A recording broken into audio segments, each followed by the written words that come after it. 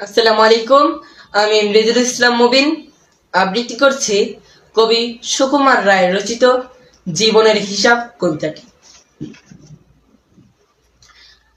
বিদ্যে বোঝায় বাবু মশাই, চড়ি শখের বটে। মাঝিরে কন বলতে পারিস, সূর্যি কেন ওঠে? চারটা কেন বাড়ে কমে, জোয়ার কেন আসে? বৃদ্ধ মাঝি অবাক হয়ে ফেল ফেলিয়ে হাসে।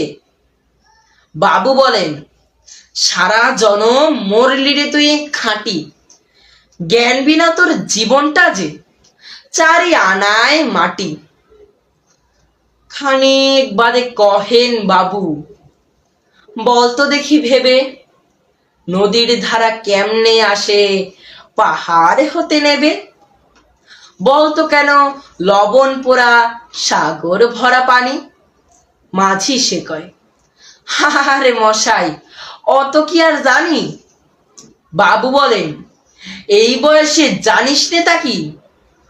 জীবনটা তোর নেহাত খেলো, অষ্ট আনাই ফাঁকি। আবার ভেবে কহেন বাবু, বলতো রে বুড়ো, কেন এমন নীল দেখা যায় আকাশের ওই চূড়ো? বলতো দেখি, সূর্য চাঁদে গ্রহণ লাগে কেন? বৃদ্ধ বলে, আমায় কেন লজ্জা দিছেন হেন? বাবু বলেন, বলবো কি আর, বলবো তোরে কিতা, দেখছি এখন জীবনটা তোর 12 আনাই বৃথা। খানিক বাদে ঝড় উঠেছে, ঢেউ উঠেছে ফুলে। বাবু দেখে নৌকা খানি ডুবলো বুঝি দুলে।